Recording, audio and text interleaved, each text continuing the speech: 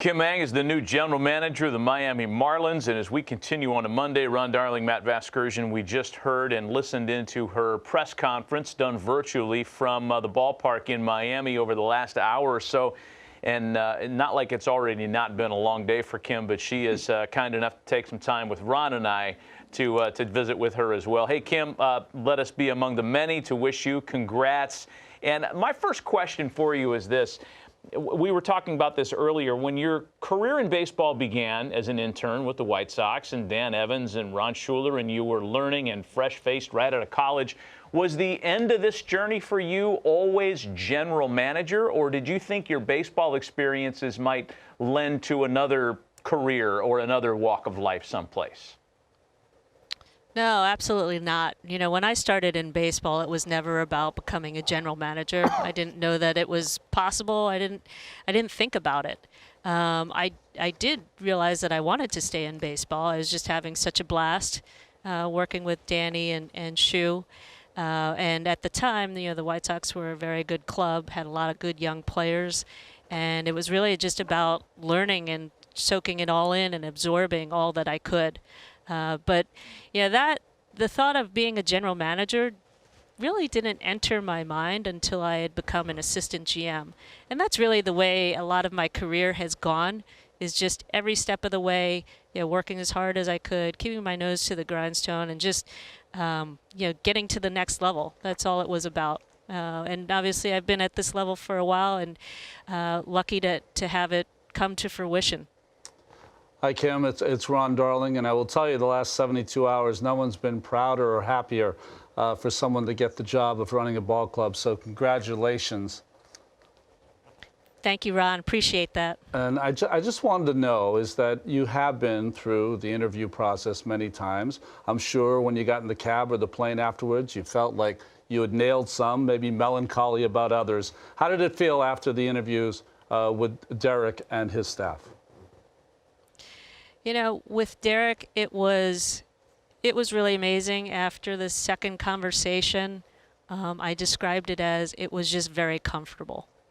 And you could tell there was, you know, a rapport. Obviously, we've known each other for a long time, but really not that well. But after a couple of conversations, we just, you know, we hit it off. And I think, you know, one of the things that really helped was, you know, as I mentioned earlier in the press conference, that you know, he and I were, well, he's been with the Yankees, obviously, his entire career, but I was there from 98 to 01, and it was really, you know, a special time for the organization, and a special time in baseball, and for me to see what championship caliber baseball was every single day, deep into October, winning 3 World Series, making a 4th during my time, yeah, I think what I realized was that we were speaking the same language. And I think that in it of itself really helped me to feel comfortable with him, and hopefully for him to feel comfortable with me. Kim, Joel Sherman here. As somebody who's made a lot of calls to you when you didn't get the job, congratulations on this one where I get to say you did. And I would ask, now that you're part of the gang, what are you doing next? What's the job one as the Miami Marlins general manager to see if you could get a team that hadn't been to the playoffs since 2003 back again and on stable footing moving forward? Look, I think the first thing that needs to be done is I've got to really familiarize myself with all the ins and outs of the players on the 40-man roster as well as in our minor league system, to really get a handle from an insider's perspective where we are. It's great to have, you know, outsiders tell you where your farm system is, but, you know, I want to hear firsthand from the coaches that have been dealing with them, from the scouts who drafted them, from the international scouting director who signed them. You know, where are we, who these players are, and, you know, that's at this point the nuts and bolts of the job. Quite a time, as you know, Kim, to be taking over the reins of a pro sports franchise as the country is gripped in a pandemic and there is uncertainty all over the landscape. How much of the uncertainty because of COVID and because of the times we're in do you think is going to slow down what you're going to be able to do in the offseason, and other clubs for that matter? I guess it's an industry-wide question. Right. I think so. And really, MLB is working very hard on the different options and avenues. And I think, really we are, we're held a little bit of a hostage at this point, to the pandemic, to COVID, and really where we are with a vaccine. I think that's going to be a huge, huge part of this. And, we'll just have to wait and see, really.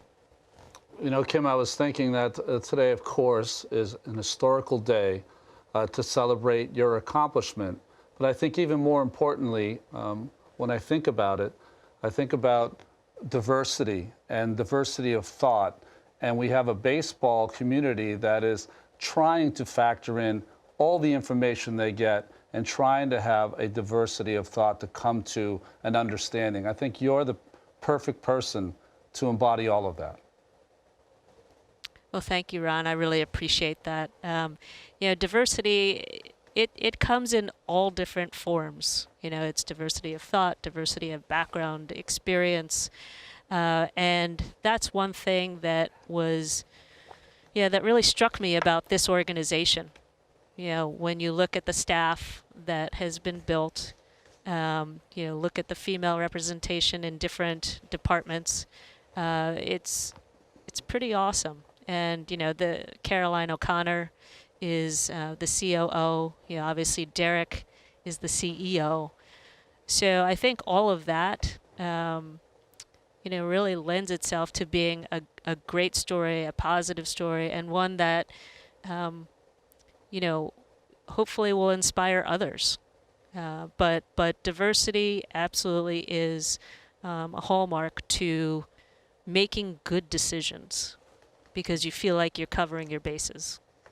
Kim, with all the years you've spent in the game, you know as well as anybody that when you get a big job someplace, the first thing you hear, beyond congratulations and well wishes, are the freeloading friends in your background that are going to bug you for tickets and sweatshirts and stuff. You got a built-in excuse on the tickets, so that should be an easy thing, right?